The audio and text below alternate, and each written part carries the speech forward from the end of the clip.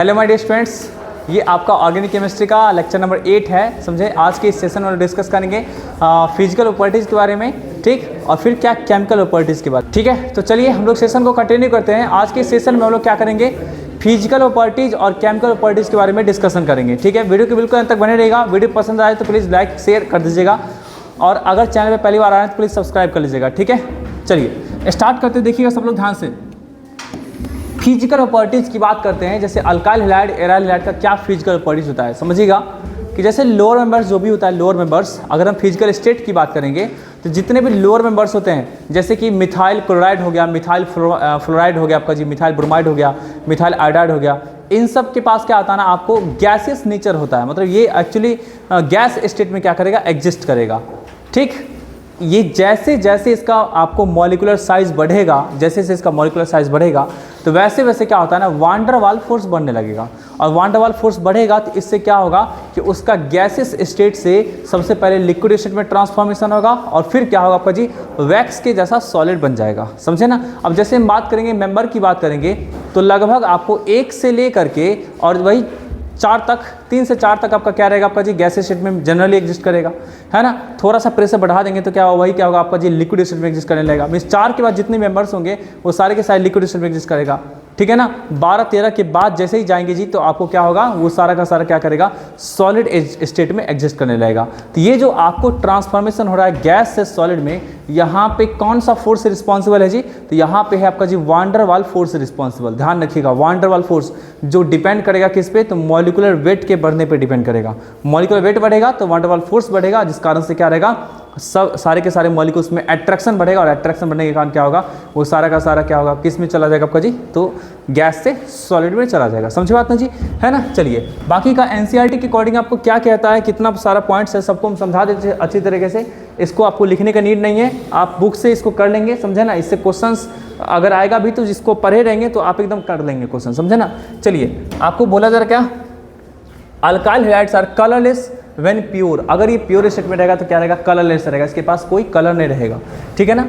However bromides and iodides develop colour when expose to light. Bromide का जो colour रहेगा थोड़ा सा ब्राउन रहेगा, थोड़ा सा ब्राउन टाइप का। आयोडाइड का कलर क्या रहेगा, थोड़ा सा आपका क्या रहेगा, वायलेट टाइप का रहेगा। तो जब उसको लाइट के प्रेजेंस में छोड़ेंगे तो आपको क्या करेगा, ब्रोमाइड तो ब्रोमाइड और आयोडाइड क्या करेगा आपका जी, किस में कन्वर्ट हो जाएगा, तो कलर में। क्यों ऐसा होता है समझिए ध्यान से। ब्रोमाइड और आपका आयोडाइड की बात करेंगे, जैसे अल्काइल से कौन जुड़ा आपका जी, ब्रोमीन जुड़ा हुआ है। अल्काइल से कौन जुड़ा आपका जी, आयोडीन जुड़ा हुआ है। इन सब का बॉन्ड जो है ना काफ़ी लंबा होगा। मतलब कहने का सेंस क्या होगा, कार्बन के साथ जो बॉन्ड बन रहा होगा ना, कार्बन के साथ जो बॉन्ड बन रहा होगा, दिखाते हैं अभी जस्ट, देखिए कार्बन के साथ Cl का बॉन्ड बन रहा होगा, कार्बन के साथ Br का बॉन्ड बन रहा होगा, और कार्बन के साथ क्या बन रहा होगा आपका जी, आयोडीन का बॉन्ड बन रहा होगा। तो ये जो बॉन्ड है और कार्बन के साथ क्या होगा, फ्लोरीन का बन रहा होगा। तो बॉन्ड का लंबाई क्या होता है ना, आपको जैसे जैसे आपको हैलोजन का साइज बढ़ेगा वैसे वैसे क्या होगा आपका जी, बॉन्ड का लंबाई बढ़ता चला जाता है। तो बॉन्ड का लंबाई बढ़ता चला जाएगा तो इस केस में क्या होगा आपका जी, इस केस में क्या, बॉन्ड काफ़ी लंबा है, तो बॉन्ड काफ़ी लंबा होगा, जिस कारण से क्या रहेगा आपका जी, ये इजीली टूट सकता है। तो लाइट के प्रेजेंस में जैसे ही डालेंगे तो टूटने लगेगा आपका ये मॉलिक्यूल्स। तो टूटने लगेगा तो क्या जनरेट करेगा, आयोडीन का वेपर जनरेट करेगा, ब्रोमीन जनरेट करेगा। आयोडीन का कलर जो होता है ना क्या होता है, वायलेट होता है। ब्रोमीन का कलर क्या होता है आपका जी, वो ब्राउन होता है, समझे ना। तो इसलिए क्या होगा कि जैसे ही इसके कंपाउंड को आप एक्सपोज करेंगे सनलाइट में तो डिकम्पोजिशन की वजह से क्या होगा, आपको वहाँ पे क्या होगा, कलर आने लगेगा। However bromides and iodides develop colour when expose to light, ठीक। कोई दिक्कत है किसी को जी। Many volatile halogen compounds have sweet smell. जितने भी आपका क्या होगा, जबका वोलेटाइल आपको हैलोजन कंपाउंड है जो कि इजीली वेपर स्टेट में जा सकता है ना, तो वो क्या होगा, स्वीट स्मेल का होगा, स्वीट स्मेल टाइप का, ठीक है ना जी। फ्रूट लाइक स्मेल बोल सकते हैं, मतलब वैसे फ्रूट लाइक स्मेल भी नहीं बोल सकते हैं, स्वीट स्मेल बोल सकते हैं, समझे ना। फ्रूट लाइक स्मेल तो स्पेशली किस में होता है, एस्टर में होता है, एरोमेटिक में होता है, समझे ना जी। आगे बढ़े क्या, कोई दिक्कत है किसी को भी, यहाँ तक एकदम हो गया पॉइंट क्लियर चिप का। चलिए आगे देखिए जी, next melting point and boiling point की बात करते हैं। ये मेल्टिंग पॉइंट बॉइलिंग पॉइंट किस बात पे डिपेंड करेगा, तो वान डर वाल फोर्स पे ही डिपेंड करेगा, समझे ना। अब वान डर वाल फोर्स ज़्यादा होगा तो मेल्टिंग पॉइंट बॉइलिंग पॉइंट सब ज़्यादा होगा आपका जी, है ना। ये दोनों चीज़ वैसे बेसिकली किस बात पे डिपेंड करता है तो इसको समझते हैं। मेल्टिंग प्रोसेस में क्या होता है, बॉइलिंग प्रोसेस में क्या होता है। बॉइलिंग प्रोसेस में क्या होगा कि जैसे आप किसी भी लिक्विड को आप हीट करते हैं तो उससे क्या होगा, वो मॉलिक्यूल्स वेपर स्टेट में जाने लगेगा जिसका, है ना, मॉलिक्यूल्स क्या होगा, वेपर स्टेट में जाने लगेगा। अब जितना तेज़ी से जाएगा वो इजीली बॉयल हो जाएगा, जितना स्लो जाएगा आपको क्या होगा जी, इजीली बॉयल नहीं होगा। अब तेज़ी से जाने का मतलब क्या है, अगर inter molecular force of attraction कमज़ोर रहेगा जी मॉलिक्यूल्स के बीच में तो तेज़ी से नहीं जाएगा वो, सॉरी तेज़ी से जाएगा वो, समझे ना बात नहीं। Inter molecular force of attraction क्या रहेगा, अगर वीक रहेगा आपका मॉलिक्यूल्स के बीच में तो थोड़ा सा भी हीट करेंगे, हीट इन्हें सप्लाई करेंगे तो क्या होगा, वो आपको वेपर बन के उड़ जाएगा, कोई दिक्कत है। लेकिन अगर स्ट्रांग रहेगा तो आपको जल्दी छोड़ के नहीं जाएगा, क्योंकि वो छोड़ के जाना चाहेगा तो बगल वाला उसको पकड़ के खींचेगा जी, अरे कोई दिक्कत है किसी को भी, है ना। तो मतलब क्या हुआ आपका जी, inter molecular force of attraction बढ़ेगा तो बॉइलिंग पॉइंट क्या होगा, बढ़ेगा। आपको ज़्यादा टेम्परेचर, ज़्यादा हीट एनर्जी सप्लाई करना पड़ेगा उसको, किस में, वेपर स्टेट में कन्वर्ट करने के लिए। एकदम 100% क्लियर है जी का।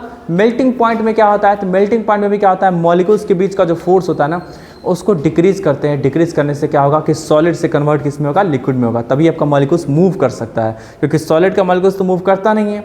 आप हीट करेंगे तो लिक्विड में जैसे ही कन्वर्ट होगा तो उसका मॉलिक्यूल्स मूव करने लगता है।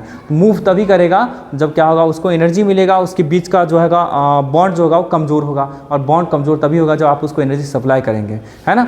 तो ज़्यादा आपका क्या होगा, इजीली अगर लिक्विड स्टेट में कन्वर्ट हो रहा है, मीन्स क्या होगा, लो मेल्टिंग पॉइंट होगा। ये तभी पॉसिबल होगा जब आपका क्या होगा, मॉलिक्यूलर फोर्स क्या रहेगा, कमज़ोर रहेगा, है ना। और जो ज़्यादा एनर्जी लेने के बाद आपका किस में कन्वर्ट हो रहा है, लिक्विड में कन्वर्ट हो रहा है, मतलब उसमें मॉलिक्यूलर फोर्स क्या रहेगा, ज़्यादा रहेगा।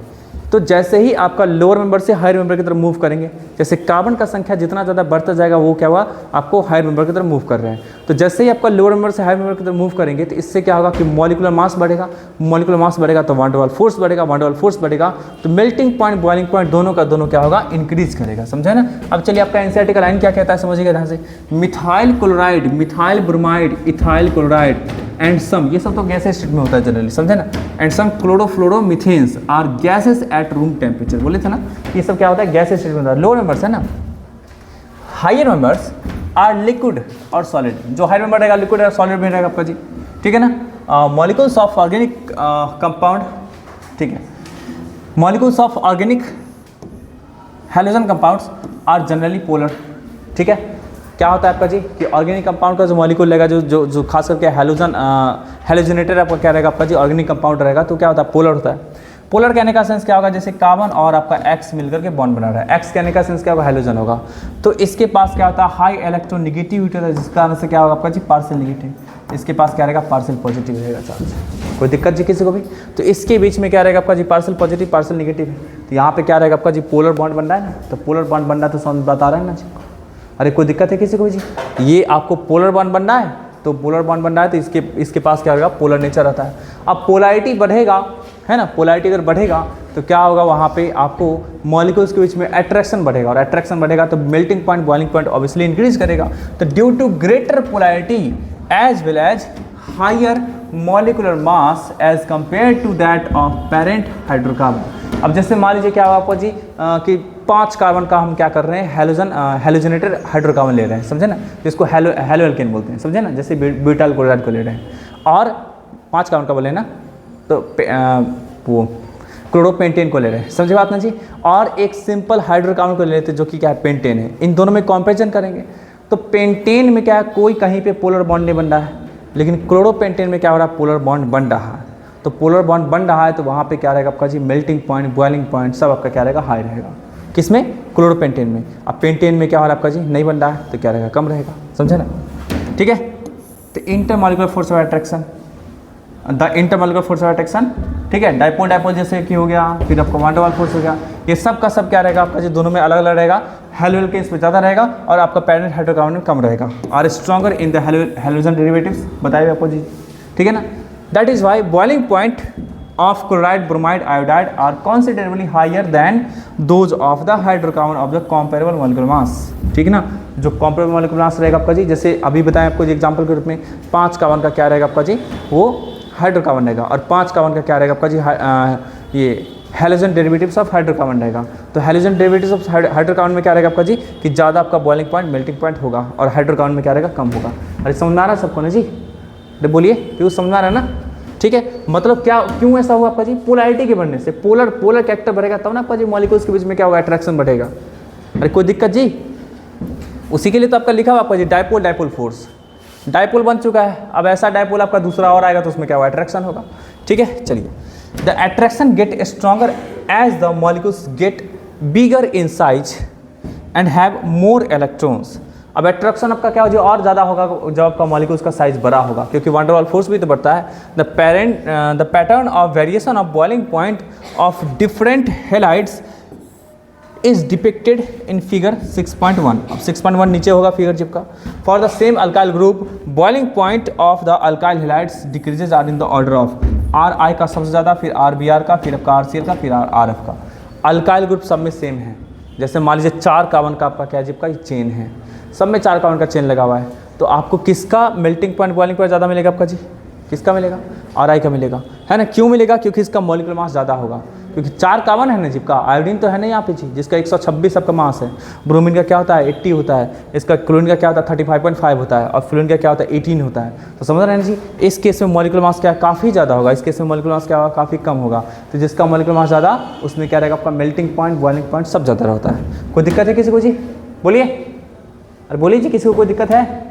ये मत सोचे कि सामने में कैमरा लगा हुआ है तो हम कुछ नहीं बोलेंगे। आप पूरी तरीके से आप जैसे ऑफलाइन में पढ़ते हैं वैसा पढ़ सकते हैं, समझे ना, वैसा मतलब वैसा तो पढ़ ही रहे हैं, आपको मन होगा पूछने का पूछ सकते हैं। बस एक ही चीज़ होगा कि बस बातचीत नहीं करना है, डिसिप्लिन में रहना है, डिसिप्लिन को तोड़ना नहीं, क्या समझे। ये तो कैमरा नहीं रहेगा लगा हुआ तब भी यही काम करना है, कैमरा लगा हुआ तब भी यही काम करना है। अरे कोई दिक्कत है किसी को भी जी, तो आप आराम से इंडिपेंडेंटली पूछ सकते हैं, और ये मत सोचिए कि हम डिस्टर्ब होंगे, ठीक है ना जी। चलिए आगे बढ़ते हैं, आगे प्रोसीड करें क्या।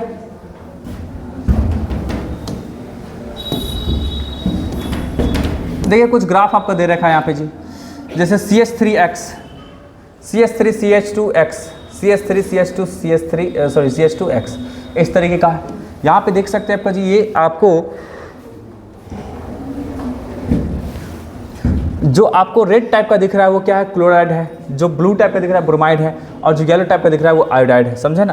तो देख सकते हैं आपका जी कि जैसे CH3X के लिए बात कर रहे हैं तो आपको रेड वाला का ग्राफ कम है, कम हाइट है, क्योंकि क्लोराइड वाला है ना, आपको क्या है आपका जी ब्लू वाला का हाइट आपका थोड़ा ज़्यादा है, क्योंकि क्या आपका जी ब्रोमाइड वाला है, और येलो वाला का हाइट क्या है सबसे ज़्यादा है।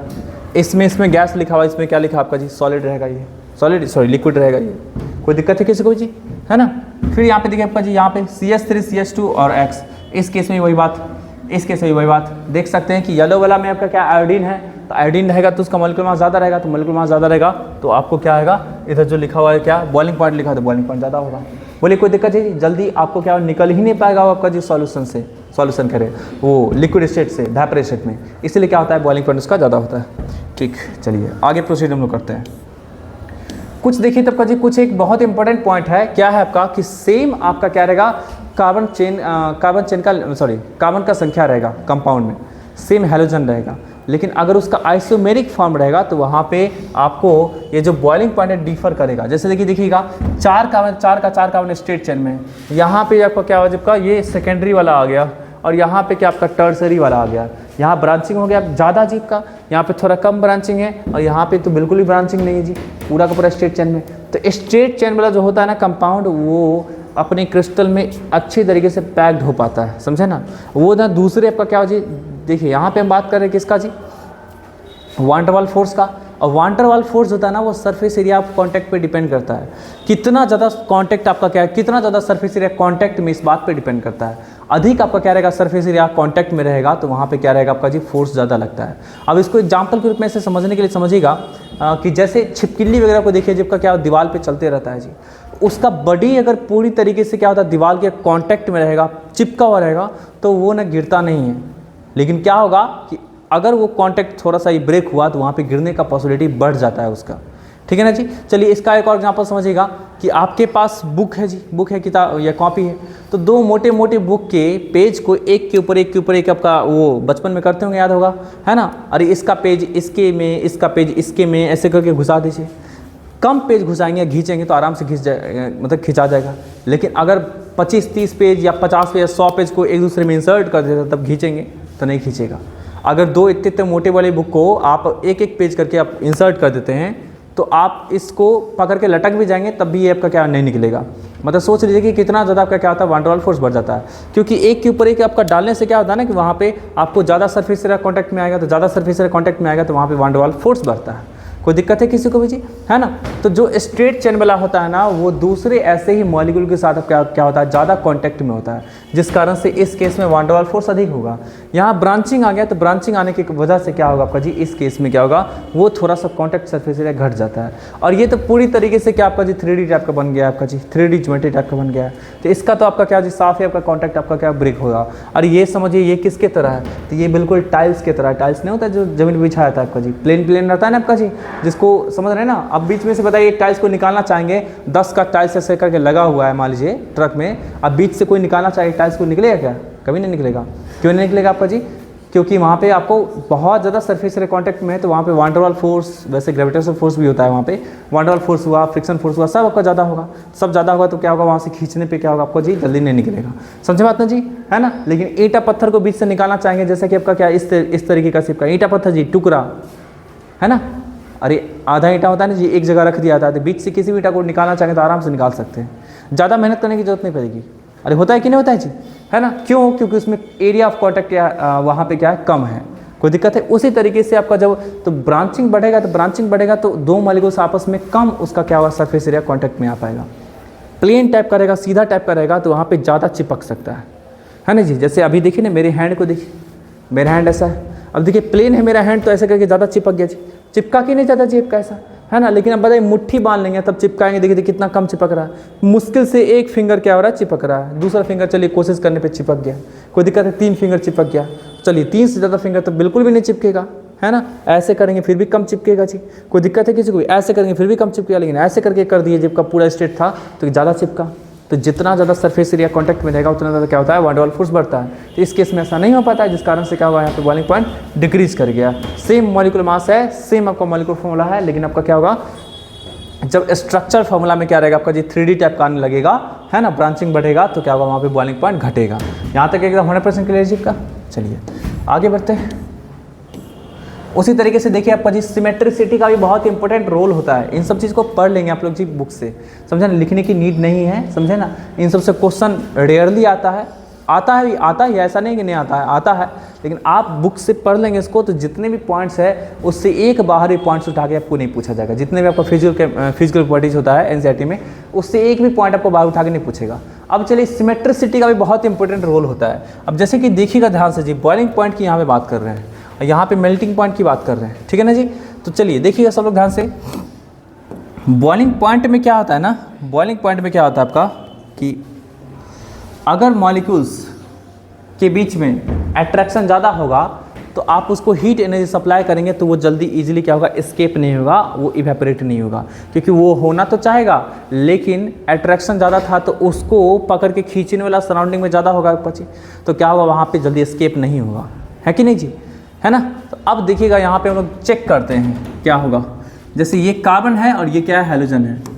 कार्बन के पास क्या होता है, इलेक्ट्रोनेगेटिविटी कम होता है हैलोजन कंपैरिजन में, तो यहाँ पे एक डाइपोल मोमेंट क्रिएट होगा, यहाँ पे भी डाइपोल मोमेंट क्रिएट होगा। इस केस में देखेंगे तो डाइपोल मोमेंट, आप लोग फिजिक्स पढ़ते हैं, वेक्टर में पढ़ेंगे जो रिजल्टेंट निकालने का, ये कितना है 60 डिग्री है। तो यहाँ पे म्यू हो गया, यहाँ पे म्यू हो गया, यहाँ पे म्यू जो निकालेंगे, म्यू ऑर्थो के लिए जो निकालेंगे वो क्या होगा आपका जी, सबसे ज़्यादा होगा। कैसे देखिएगा, इसमें क्या है आपका जी ऐसे, इसमें क्या है ऐसे, इसमें क्या है ऐसे, इसमें क्या है ऐसे, इस केस में क्या है आपका जी,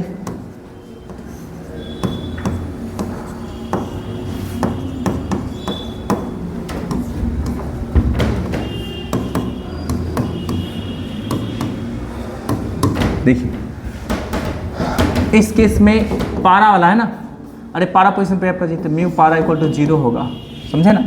क्योंकि क्या आपका जी दो वेक्टर जब इक्वल एंड अपोजिट वेक्टर बिल्कुल अपोजिट में रहेगा एक दूसरे के, तो वहाँ पे क्या होता है, रिजल्टेंट क्या होता है, 0 होता है, समझे ना।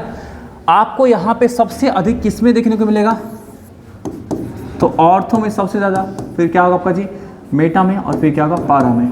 किस बेसिस पे डिसाइड कीजिए का, एंगल के बेसिस पे। एंगल आपका क्या है, यहाँ पे कम है, यहाँ पे बढ़ गया और बढ़ा, तो जब कॉस थीटा में, क्योंकि रिजल्टेंट निकालेंगे तो क्या निकल के आएगा आपका जी, रूट अंडर μ1 का स्क्वायर प्लस μ2 का square plus 2μ1 μ2 into cos theta. Theta का जो वैल्यू है ना वो बढ़ता है ना, तो क्या होता है आपका जी, कॉस थीटा का वैल्यू क्या होता है, डिक्रीज करता है। अलार्म बंद कर दिए तो ठीक है। तो वही चीज़ें यहाँ पे है कि आपको क्या होगा जी, थीटा का वैल्यू बढ़ रहा है जिस कारण से क्या होगा जी, यहाँ पे डायपोल मोमेंट डिक्रीज करेगा। तो डायपोल मोमेंट डिक्रीज करेगा, बात समझ आएगी जी। अब डायपोल मोमेंट डिक्रीज करेगा तो पोलर कैरेक्टर घटा, तो ये क्या हुआ, ये हो गया मोर पोलर, ये क्या हुआ मोर पोलर, और ये तो भाई हो गया नॉन पोलर। अब भाई साहब ये आपको जो है ना, ये क्या है, पोलर है। एक तो सब में आपको क्या होगा, जब वान डेर वाल फोर्स तो लगेगा ही। दूसरा बात है कि एक तो आयंस के कारण मीन्स डायपोल डायपोल इंट्रैक्शन के कारण जो फोर्स लग रहा था वो भी क्या होगा, लगातार डिक्रीज कर गया। तो इस केस में डबल तरीके का फोर्स लगेगा आपका जी, एक तो वान डेर वाल फोर्स, दूसरा बात क्या होगा आपका जी, आपको डायपोल डायपोल फोर्स। इसमें तो आपका वो फोर्स डायपोल डायपोल फोर्स तो गायब हो गया, इस कारण से इसका बॉइलिंग पॉइंट जो होगा सबसे ज़्यादा होगा। तो देख लीजिएगा आपका जी 453 बॉइलिंग पॉइंट इसका हो गया।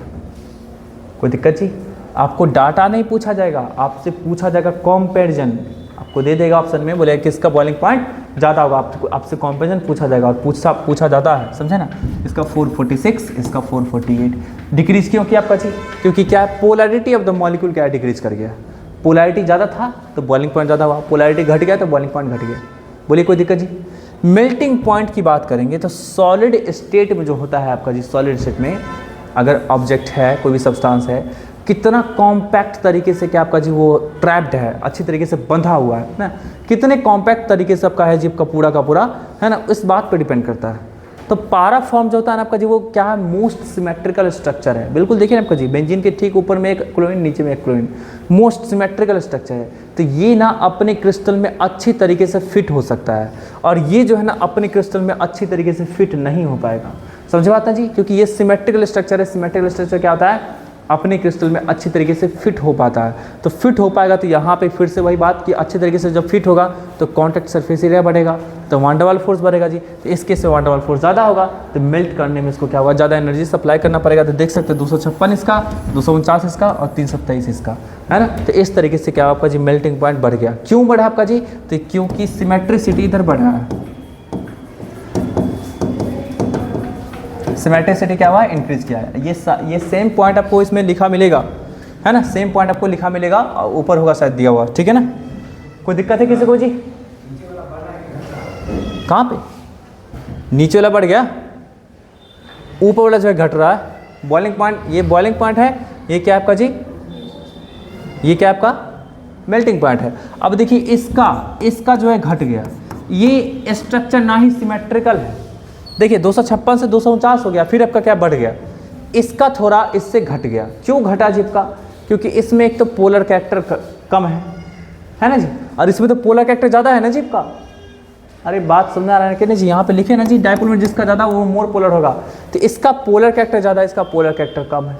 ये सिमेट्रिकल भी नहीं है, ये भी सिमेट्रिकल नहीं है। तो दोनों जब सिमेट्रिकल नहीं है और इसमें ज़्यादा पोलैरिटी है, तो क्या होगा आपका जी, इसका अट्रैक्शन ज़्यादा होगा, इसका अट्रैक्शन कम होगा, है ना। ये तो बिल्कुल नॉन पोलर है, लेकिन इसमें सिमेट्रिकल स्ट्रक्चर की वजह से क्या होगा आपका जी, आपको ये सबको पीछे कर दिया, है ना। अरे कोई दिक्कत है जी, इसलिए क्या यहाँ से यहाँ घटा, फिर आपका क्या बढ़ा, ठीक है, कोई दिक्कत है। चलिए ये सेम का सेम पॉइंट आपका लिखा मिलेगा, जो भी बात आपको बताया है ऊपर साइड होगा, ऊपर लिखा है boiling point of isomeric dihalobenzenes are very nearly the same. However, the para isomer has high melting point as compared to ortho and meta isomers. It is due to symmetry of para isomer that fits in crystal lattice better as compared to ortho and meta isomer. ठीक है ना जी, symmetrical structure की वजह से ऐसा हुआ। चलिए last point का हम लोग डिस्कस करते हैं जी।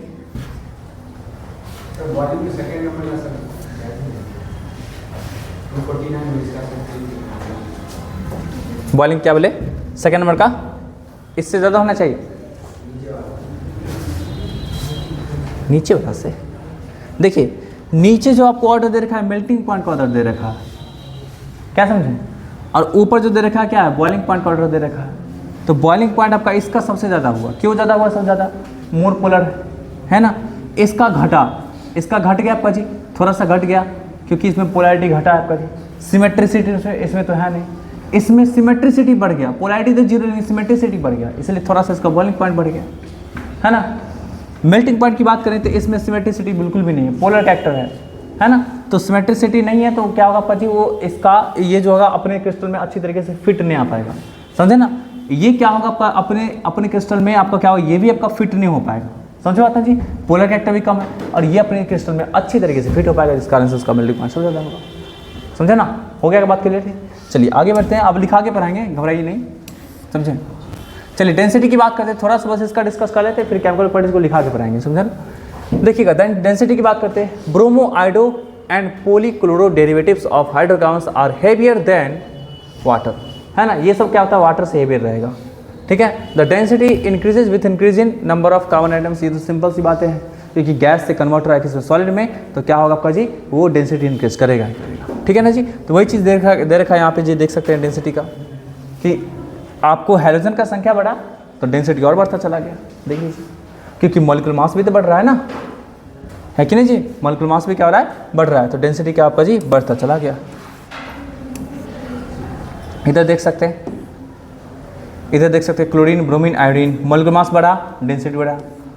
इधर देख सकते हैं क्लोरीन का संख्या बढ़ने लगा तो डेंसिटी बढ़ गया, है कि नहीं जी, हो गया बात क्लियर जी। चलिए आगे बढ़ते हैं सॉल्युबिलिटी की। सॉल्युबिलिटी आपका लास्ट टॉपिक रहेगा फिजिकल प्रॉपर्टीज का। सॉल्युबिलिटी की बात करते हैं, सॉल्युबिलिटी क्या होता है आपका जी, ऑर्गेनिक कंपाउंड्स हैं तो ऑब्वियसली क्या होगा, ऑर्गेनिक सॉल्वेंट में ही आपका क्या रहेगा, सॉल्युबल रहेगा। पोलर नेचर के कारण थोड़ा बहुत क्या रहेगा आपका जी, पोलर आपको क्या होगा, सॉल्वेंट में थोड़ा बहुत सॉल्युबल हो सकता है, लेकिन आपका मेनली क्या रहेगा, ऑर्गेनिक सॉल्वेंट में सॉल्युबल रहेगा। The haloalkanes are very slightly soluble water, बोले ना कि आपको पोलर कैरेक्टर होने के कारण थोड़ा बहुत क्या रहेगा, आपको पोलर आपको सॉल्वेंट में, जैसे कि वाटर में सॉल्युबल रहेगा। In order to dissolve haloalkanes in water, energy is required to overcome the attraction between, ठीक है। ये ओवरऑल इसका मतलब समझिए आपका जी क्या होगा, कि ऑर्गेनिक कंपाउंड्स है, इसमें क्या होगा आपका जी, हाइड्रोफोबिक पार्ट रहता है जो कि कार्बन वाला पार्ट है ना, और एक हाइड्रोफिलिक पार्ट है जो कि क्या रहेगा, कार्बन और हाइड्रोजन के बीच का बॉन्ड है, वो आपका हाइड्रोफिलिक पार्ट है। उसके अट्रैक्शन की वजह से क्या होगा, वाटर में सॉल्युबल रहेगा, और जो हाइड्रोफोबिक पार्ट है उसके रिपल्सन की वजह से क्या रहेगा, वाटर में इनसॉल्युबल रहेगा। तो ओवरऑल दोनों का कॉम्बिनेशन अगर बात करेंगे तो वाटर में थोड़ा बहुत सॉल्युबिलिटी इसका रहेगा। ऑर्गेनिक सॉल्वेंट्स में अच्छा खासा सॉल्युबिलिटी होगा। अगर आपको हेलो एल्केन्स का साइज बड़ा होता है साइज, तो वहाँ पे क्या होगा आपका जी, जो आपको हाइड्रोकार्बन वाला पार्ट है वो बढ़ने लगेगा आपका जी। और जैसे देखिए ना, CH3X, C2H5X, C3H7X, C4H कितना 9X, इस तरीके से कार्बन का संख्या बढ़ता चला गया ना आपका जी। तो कार्बन का संख्या बढ़ेगा तो क्या होगा, वहाँ पे वही तो आपका है हाइड्रोफोबिक पार्ट जो वाटर से दूर भागता है, तो ये बढ़ रहा है तो क्या होगा, सॉल्युबिलिटी घटने लगेगा, किसमें, वाटर में। बहुत बड़े बड़े की अगर बात करेंगे, जैसे C12 वाले की बात करेंगे, मतलब जिसमें 12 कार्बन रहेगा, 14 रहेगा, 15 रहेगा, 20 रहेगा, तो ये सब तो बिल्कुल भी क्या रहेगा, वाटर में सॉल्युबल नहीं रहेगा, क्योंकि ये जो होगा आपका जी हाइड्रोफोबिक पार्ट इतना ना बड़ा है ना कि रिपल्सन वाटर से काफ़ी ज़्यादा होगा, जिस कारण से वो दूर भागेगा। तो दूर भागेगा तो वो जो पोलर जो आपका अट्रैक्शन था आपका जी CX बॉन्ड का किसके साथ, वाटर मॉलिक्यूल के साथ, वो अच्छा नहीं हो पाएगा, जिस कारण से क्या आएगा आपका जी, सॉल्युबल नहीं रहेगा। यही आपको ओवरऑल यहाँ पे लिखा हुआ है, ठीक है। कोई दिक्कत जी किसी को भी। चलिए तो अब स्टार्ट करते हैं जी केमिकल प्रॉपर्टीज़ के बारे में। केमिकल प्रॉपर्टीज़ में आपको मेनली क्या आएगा, केमिकल रिएक्शन ही आएगा, जिसका कितने तरीके का आपको हेलो एल्केन्स रिएक्शन करता है वो सब हम लोग को देखना होगा, ठीक है। अब एकदम बिल्कुल दिमाग को खोल के देखिएगा, समझे ना, क्योंकि मतलब यहाँ पे जितने भी आपको अब रिएक्शंस आएंगे, ये रिएक्शंस ही आपको क्या करेगा, फाउंडेशन तैयार करेगा आपको आने वाले चैप्टर्स के लिए। अभी तक मेथड ऑफ प्रिपरेशन था तो उसको देख लिए, अच्छी तरीके से बता दिए मैकेनिज्म वगैरह सब कुछ, समझे ना। और अब जो रिएक्शन आने वाला है यही आपका क्या हो, बहुत इंपॉर्टेंट रहेगा, जिससे क्वेश्चन बना करके आपके एग्जामिनेशन में आएगा, और फिर आने वाले चैप्टर्स जितने भी होंगे सब जगह रिलेट करेगा। फिर आप जो कन्वर्सन जो देखते हैं या इंटर कन्वर्सन देखते हैं मॉलिक्यूल्स में, है ना, कन्वर्सन रिएक्शन जो देखते हैं, वो आपको क्या होगा, इसी टॉपिक से डील होगा, समझे बात ना जी। इसलिए बिल्कुल वीडियो के अंत तक बने रहिएगा, ठीक है। चलिए देखिए जी, हम लोग बात करते हैं क्या, केमिकल प्रॉपर्टीज़ की। तो सबसे पहले देखते हैं जी कार्बन और हाइड्रोजन के बीच के बॉन्ड की। देखिएगा कार्बन और हाइड्रोजन है, ये बीच में आपका क्या रहा है, बॉन्ड बना रहा है, सिंगल बॉन्ड, ठीक है ना। इसके पास क्या होता है ना, ये हाइड्रोजन है जी, ये क्या है, कार्बन है। अब यहाँ पे देखिए आपका जी हाइड्रोजन का, है ना, हाइड्रोजन का जो इलेक्ट्रोनेगेटिविटी होगा, है ना, जो हाइड्रोजन का इलेक्ट्रोनेगेटिविटी होगा वो क्या होता है, किससे, तो कार्बन से ज़्यादा होता है ना। जितने भी हाइड्रोजन्स है सारे के सारे आपका क्या होगा, जबका सबका इलेक्ट्रोनेगेटिविटी क्या होगा, कार्बन से ज़्यादा होगा, जिस कारण से क्या होगा, इसके बीच में जो ये जो आपको बॉन्ड बन रहा है, तो इस बॉन्ड में जो बीच में इलेक्ट्रॉन रहेगा, वो इलेक्ट्रॉन किसके टुवार्ड्स पे ज़्यादा रहेगा आपका जी, हाइड्रोजन के टुवार्ड्स पे, क्योंकि इलेक्ट्रोनेगेटिविटी का मतलब ही तो होता है शेयर्ड पेयर इलेक्ट्रॉन को अपनी ओर अट्रैक्ट करने का टेंडेंसी, है ना जी। हाइड्रोजन के पास ज़्यादा है, जिस कारण से क्या करेगा, उस शेयर पेयर इलेक्ट्रॉन को अपनी तरफ ज़्यादा खींच के रखेगा। तो ज़्यादा खींच के रखेगा, इस कारण से क्या होगा, इसके ऊपर में क्या आएगा, पार्शियल नेगेटिव चार्ज, इसके ऊपर में क्या आएगा, पार्शियल पॉजिटिव चार्ज, इस प्रकार से। है ना, क्योंकि इसको ऐसा लग रहा है कि मेरा इलेक्ट्रॉन लूट गया, इसको ऐसा लग रहा है कि हम इसका इलेक्ट्रॉन लूट लिए, तो लूट लिए तो इसको क्या, इसके ऊपर में क्या आएगा माइनस चार्ज, इसके ऊपर में क्या आएगा प्लस चार्ज आएगा, है ना। इस तरह से हो गया, बात क्लियर जी। अब देखिए ये जो बॉन्ड बन गया, ये बॉन्ड का नेचर क्या हो गया आपका जी, इस बॉन्ड का नेचर हो चुका है पोलर, पोलर बॉन्ड। अब जैसे ही पोलर बॉन्ड हुआ तो यहाँ पे दो तरीके के रिएक्शन का पॉसिबिलिटी है। कौन कौन से रिएक्शन का जी आपका, तो एक ऐसा हो सकता है कि देखिए इस पॉजिटिव सेंटर पे क्या होगा, कोई निगेटिव वाला सेंटर अटैक करेगा, है कि नहीं जी। तो यहाँ पे दो तरीके का पॉसिबिलिटी हो सकता है, एक होगा क्या न्यूक्लियोफाइल। अब देखिए इस पॉजिटिव सेंटर पे कौन अटैक करेगा, जिसको जो आपको पॉजिटिव की तरफ अट्रैक्ट होगा आपका जी, है ना। आपको देखिए अटैकिंग रिएजेंट जो है ना दो तरीके के बताए थे, अटैकिंग रिएजेंट आपको ये दो तरीके का बताए थे। पहला था क्या था, न्यूक्लियोफाइल, दूसरा क्या था आपका जी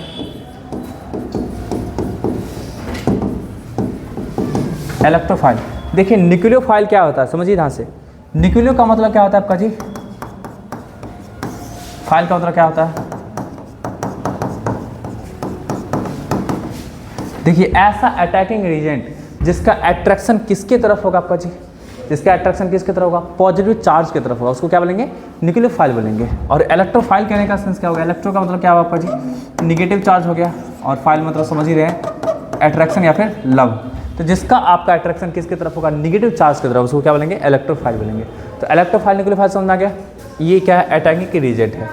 अब सोचिए ध्यान से कि ये जो इसके पास प्लस चार्ज, इसकी तरफ कौन अट्रैक्ट होगा आपका जी, इसके तरफ कौन अट्रैक्ट होगा, तो इसके तरफ होगा अट्रैक्ट जी आपका न्यूक्लियोफाइल, है ना। इसकी तरफ कौन अट्रैक्ट होगा, न्यूक्लियोफाइल। तो न्यूक्लियोफाइल अट्रैक्ट होगा तो यहाँ पे एक तरीके का रिएक्शन हो सकता है जिसका नाम क्या होगा आपका जी, तो न्यूक्लियोफिलिक सब्स्टिट्यूशन रिएक्शन, समझे ना। मतलब इसके पोलर नेचर की वजह से आपको पोलर बॉन्ड के वजह से क्या होगा आपका, यहाँ पे दो तरीके का रिएक्शन हो सकता है। एक क्या होगा, आपको किसके द्वारा आपको इनिशिएट होगा रिएक्शन जिसका न्यूक्लियोफाइल के द्वारा, तो वो क्या कहलाएगा आपका जी, तो वो कहलाएगा आपका जी न्यूक्लियोफिलिक सब्स्टिट्यूशन रिएक्शन।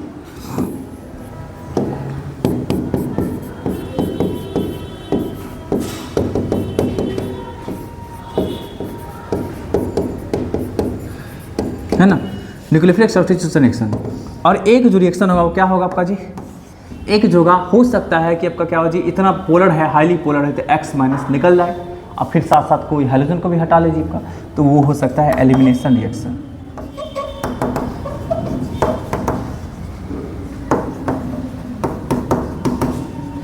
है ना।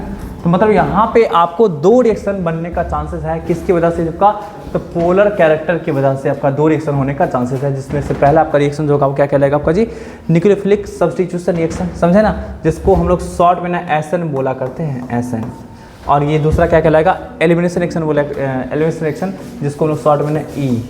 अब इसमें तीन तरीके का टाइप होगा, E1, E1CV, E2, समझे ना। और इसमें आपका दो तरीके का टाइप होगा, मेनली दो तरीके का, SN1, SN2 होगा। वैसे तो आपका इसका और भी टाइप होता है, जैसे SNI होता है ना, ARSN होता है, SN2- होता है, इस तरीके का टाइप होता है, ठीक है ना जी। कोई दिक्कत है किसी को, तो जल्दी से इस पार्ट को लिखिए आप लोग जी। तो अब सब लोग देखिए ध्यान से, अब हम लोग सब लोग क्या करेंगे, स्पेशली किसको डील करेंगे जी, तो न्यूक्लियोफिलिक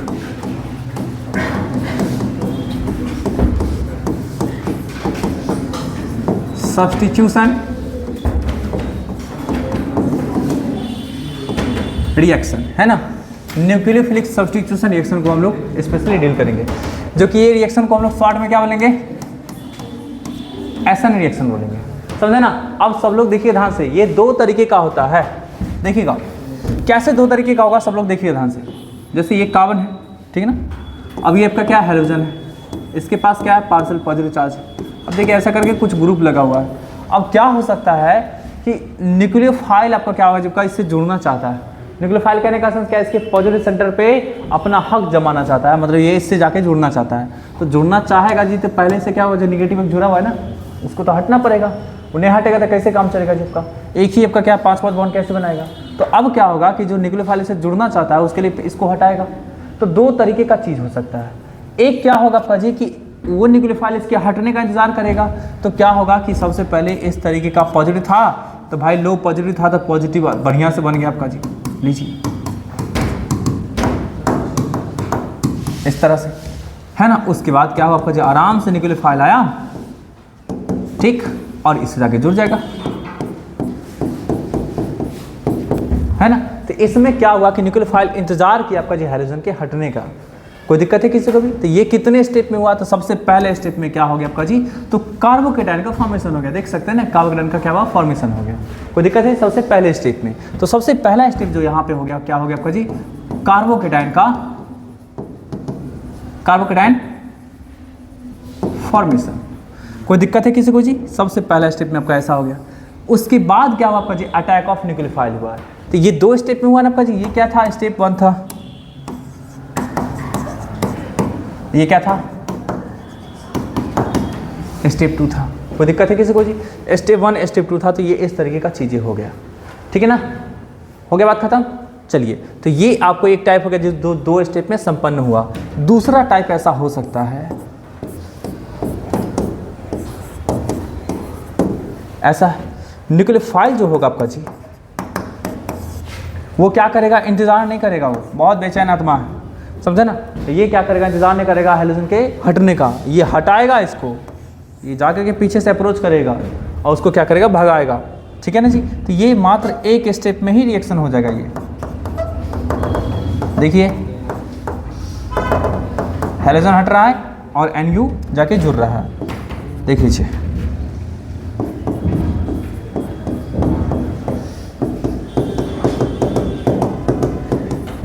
है ना। तो ये इस तरीके से आपका हो गया आपका जी, है ना। तो न्यूक्लियोफाइल जाके जुड़ गया। अरे कोई दिक्कत है किसी को भी? तो ये एक अलग तरीके का हो गया, जिसमें एक ही स्टेप में आपका अटैक और रिमूवल दोनों का दोनों हुआ। ये स्टेप 1 में ही हो गया, काम खत्म। तो जो स्टेप 1 में हुआ ना, उसका नाम देखिए अलग तरीके का नाम दिया गया है। जो स्टेप 1 में हुआ उसका नाम दिया गया SN2। जो स्टेप दो स्टेप में हुआ उसका नाम क्या दिया आपका जी, SN1। अब ये 1 2 कहने का सेंस क्या होगा समझिए, ये 2 और 1 जो है ना, ये आपको रिएक्शन का ऑर्डर बताता है। केमिकल काइनेटिक्स तो पढ़े ना, तो केमिकल काइनेटिक्स में आपका 0 ऑर्डर का रिएक्शन, फर्स्ट ऑर्डर का रिएक्शन, सेकंड ऑर्डर का रिएक्शन, थर्ड ऑर्डर का रिएक्शन, इस तरह से पढ़े हैं जी, है ना। तो यहाँ पे 1 जो है ना, ये क्या बताता है, ऑर्डर ऑफ रिएक्शन को बताता है। ये ना फर्स्ट ऑर्डर का रिएक्शन है, जिसमें ना आपको रिएक्शन का रेट जो होगा ना, सिर्फ और सिर्फ कॉन्सेंट्रेशन ऑफ सबस्ट्रेट, इसको वो क्या बोलते हैं, सबस्ट्रेट। तो सबस्ट्रेट के कॉन्सेंट्रेशन पे डिपेंड करेगा। और ये क्या है ना आपका, ये जो है ना, ये सेकंड ऑर्डर का रिएक्शन है, क्योंकि यहाँ पे SN2 लिखा हुआ है, सेकंड ऑर्डर का रिएक्शन है। इस रिएक्शन का जो रेट होगा, स्पीड होगा, वो आपको सबस्ट्रेट और रिएजेंट दोनों पे डिपेंड करेगा। कोई दिक्कत है जी? तो दोनों पे डिपेंड कर रहा है, मीन्स 2 पे डिपेंड कर रहा है, इसलिए क्या आपका ऑर्डर 2 हो गया। यहाँ पे सिर्फ 1 पे डिपेंड कर रहा है, इसलिए क्या ऑर्डर 1 हो गया। कोई दिक्कत है? इसलिए इसका नाम क्या SN1 और SN2 है। SN1 रिएक्शन होगा 2 स्टेप का रिएक्शन होगा, SN2 जो होगा वो सिंगल स्टेप का रिएक्शन होगा। कोई दिक्कत है किसी को भी जी? चलिए इसको लिखिए पहले, फिर हम SN1 SN2 के बारे में थोड़ा सा ब्रीफ नॉलेज आप लोग को देते हैं, ठीक। चलिए अब हम लोग क्या करते हैं, SN1 रिएक्शन को अच्छी तरीके से डिस्कस करते हैं कि रिएक्शन कैसे होता है, ठीक है ना।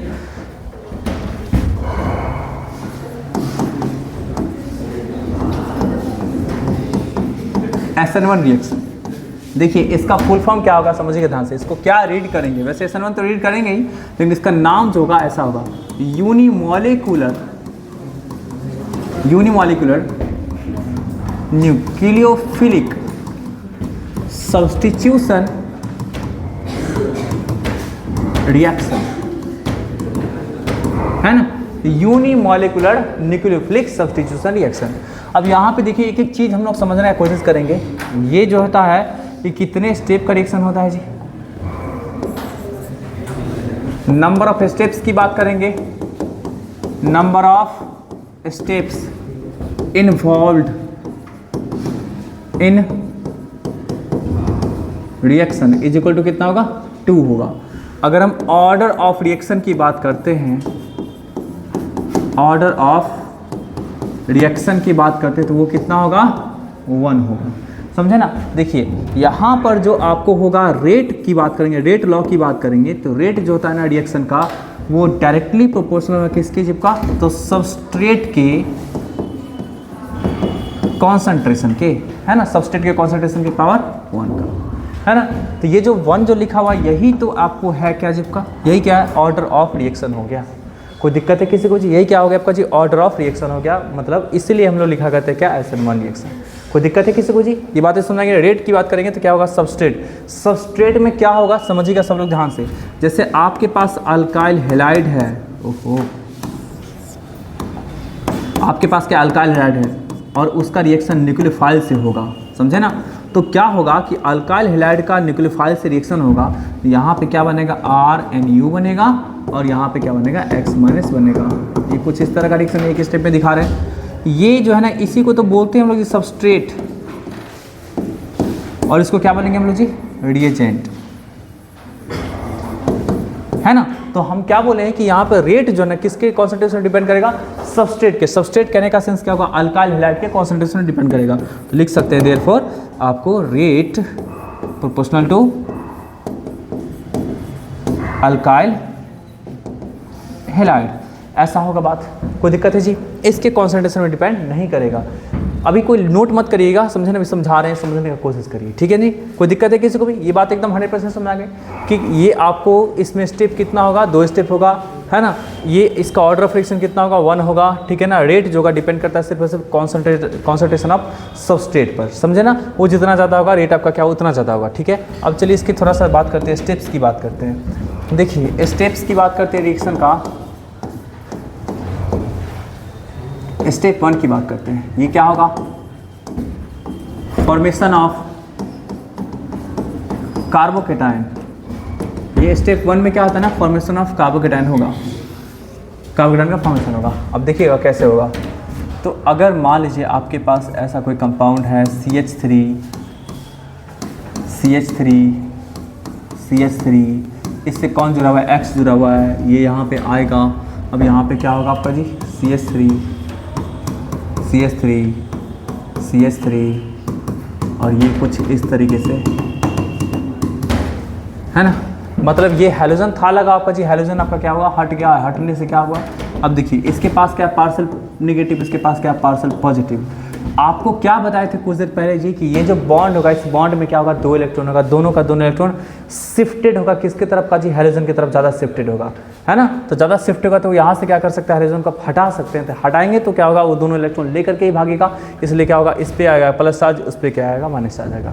कोई दिक्कत है जी? इतना बात हो गया क्लियर जी? 100%। तो ये आपको स्टेप 1 था जिसमें क्या हुआ? आपका फॉर्मेशन ऑफ कार्बोकेटाइन हुआ। ये क्या है? कार्बोकेटाइन का फॉर्मेशन हुआ। अब बचकुंडा लोग समझिएगा ध्यान से। ये पहले क्या था? ये था टेट्राहेड्रल। इसका हाइब्रिडेशन क्या था? sp3। अब ये क्या बन चुका है? ये बन चुका है आपका प्लेनर, और इसका हाइब्रिडेशन क्या आपका जी? sp2। तो प्लेनर बन चुका है। तो अब एकदम ध्यान से सुनेगा। ये स्टेप 1 था। स्टेप 2 की बात करेंगे। स्टेप 2 में जो आएगा वो क्या आएगा? देखिए क्या होगा यहाँ पे जी? अटैक ऑफ न्यूक्लियोफाइल, है ना? Attack of nucleophile. अब अटैक करेगा न्यूक्लियोफाइल। न्यूक्लियोफाइल कहने का सेंस क्या हो? जिसको पॉजिटिव चार्ज से प्यार होगा, जिसके पास खुद नेगेटिव चार्ज होगा, है ना? वो अटैक करेगा। अब अटैक जो करेगा इसके ऊपर में, ये क्या है? प्लेनर कंपाउंड है। तो अटैक या तो फ्रंट साइड से कर सकता है, नहीं तो बैक साइड से कर सकता है। दोनों पॉसिबिलिटी एकदम बिल्कुल 50-50% है। बिल्कुल प्लेनर है जिसका, तो अटैक या तो आगे से कर सकता है, नहीं तो पीछे से। कोई दिक्कत है जी? तो अब दोनों कंडीशन में क्या कंपाउंड जो है ना आपको अलग अलग बनेगा। कोई दिक्कत है जी? है ना? ये बातें समझा रहे हैं जी आपका। ये है क्या? ये आपको कंपाउंड जो है वो क्या है? प्लेनर कंपाउंड है। प्लेनर कंपाउंड है तो न्यूक्लियोफाइल जो होगा ना, अटैक आपको दोनों में से किसी भी साइड से कर सकता है। मतलब अटैक यहाँ पे फिक्स नहीं है। इसलिए हम लोग इस रिएक्शन को बोलेंगे non stereo specific reaction. Non stereo specific, ये कहने का सेंस क्या होगा कि अटैक जो है न्यूक्लियोफाइल का वो किसी भी साइड से हो सकता है। वो आपको साइड क्या आपका जी अटैक का फिक्स नहीं है। आगे से भी हो सकता है, पीछे से भी हो सकता है। कोई दिक्कत है किसी को भी जी? इसलिए ये आपका अटैक जब आपका फिक्स रहता है, अटैक का डायरेक्शन फिक्स रहता है कि आपका इसी साइड से अटैक होना है, तो वो कहलाता है स्टीरियो स्पेसिफिक। समझे बात ना जी? लेकिन यहाँ पे अटैक तो फिक्स तो है नहीं, इसलिए क्या होगा आपका जी? यहाँ पे इसको क्या बोलेंगे? Non stereo specific. तो यहाँ पे अटैक जो होगा आपका जी, तो अटैक के बारे में लिख देते हैं आप लोगों को जी। अटैक में अकर फ्रॉम बैक साइड और front side. Therefore it is non stereo specific reaction. ये नॉन स्टीरियो स्पेसिफिक रिएक्शन का मतलब ही क्या होता है? आपका अटैक का फिक्स ना होना। ठीक है ना जी, ये बात एकदम 100% क्लियर हो गई आपका जी। चलिए तो अब देखिएगा ध्यान से, अटैक जो होगा वो दोनों में से किसी भी साइड से हो सकता है। तो इससे क्या बनेगा देखिएगा सब लोग ध्यान से। ये जैसे मान लीजिए आपको ऐसा, अब देखिए 3D हमको दिखाना था लेकिन 3D तो हम दिखा पाएंगे नहीं। ये मान लीजिए आपका क्या था? CH3 था। अगर आपको जिस साइड से, अब ऐसे समझिए, जिस साइड से हैलोजन हटा है उसी साइड से अगर अटैक हुआ तो उसको हम लोग बोलेंगे फ्रंट साइड। तो मान लीजिए फ्रंट साइड से अटैक होता है ना। अटैक अगर मान लीजिए किस तरफ से होगा? फ्रंट साइड अटैक अगर होता है तो ऐसे में मतलब इसको आप ऐसे समझिए कि अगर फ्रंट साइड से अटैक होता है, मीन्स क्या? फ्रंट साइड से अटैक होने का मतलब क्या आपका? जिस तरफ हैलोजन था लगा हुआ है, देख लीजिए जिस तरफ हैलोजन था लगा हुआ, अगर उसी साइड से अटैक हुआ तो कंपाउंड आपका अगेन इस तरह से बन जाएगा। देखिए अटैक अगर फ्रंट साइड से होगा तो आपको प्रोडक्ट जो बनेगा ना वो ऐसा बनेगा, जैसा पहले था प्रोडक्ट वैसा है ना। ये बन गया क्या आपका जी? इस तरीके से। और अगर अटैक बैक साइड से होगा तो बैक साइड से अटैक हुआ तो क्या होगा आपका जी?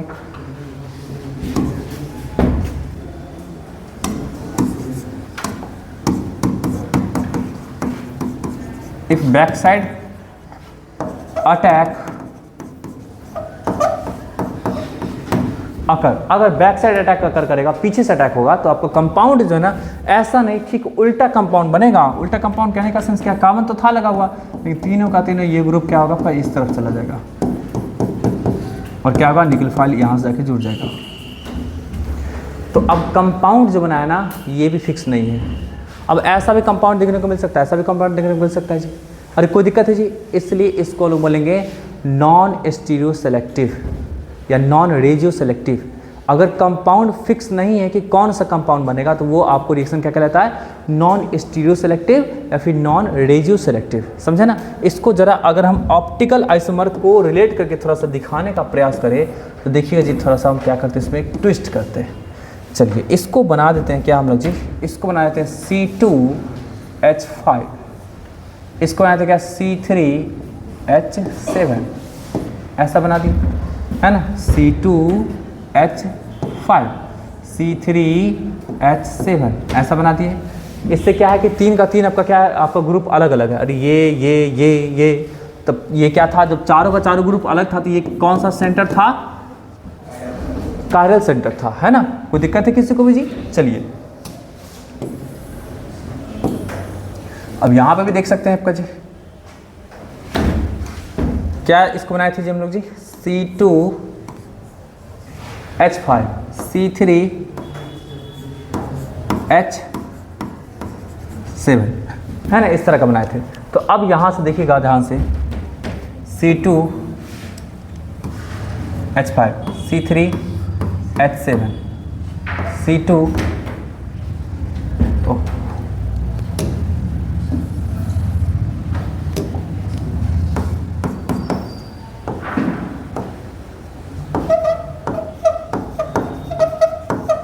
है ना, इस तरह से। अब देखिए दोनों का रोटेशन आपका अलग अलग रहेगा। कंपाउंड आपका बिल्कुल चेंज हो चुका है कि नहीं जी? एक कंपाउंड जो रहेगा वो आपका अलग, ये कंपाउंड अलग है, ये कंपाउंड आपका क्या अलग तरीके से हो चुका है। ऑप्टिकल रोटेशन की बात कर रहे हैं, किसके रिगार्डिंग में सोच रहे हैं आपका जी? तो ऑप्टिकल एक्टिविटी के रिगार्डिंग में सोच रहे हैं। तो अगर ये मान लीजिए डी फॉर्म होगा तो ये कौन सा फॉर्म होगा आपका जी? एल फॉर्म, क्योंकि कंपाउंड उल्टा है ना। और अगर ये एल फॉर्म होगा तो ये डी फॉर्म होगा। मतलब इस रिएक्शन के बाद जो आपको प्रोडक्ट मिला है वो किस रूप में मिला है आपका जी? डी में और एल में, दोनों में मिला है आपका जी, है कि नहीं? इस रिएक्शन के बाद आपको डी फॉर्म में और एल फॉर्म में, दोनों में आपका क्या मिला है। इसलिए यहाँ पे जो हो गया आपका जी, तो बोल सकते हैं क्या? This reaction gives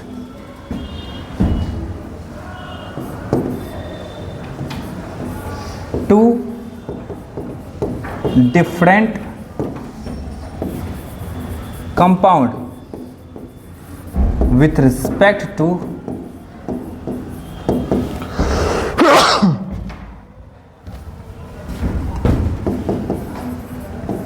optical activity if substrate is chiral। है ना। तो ये क्या दिया आपका जी, डी फॉर्म एल फॉर्म देगा आपका जी, दोनों का दोनों 50-50%। तो मतलब क्या होगा, ये रेसमिक मिक्सचर का फॉर्मेशन करता है।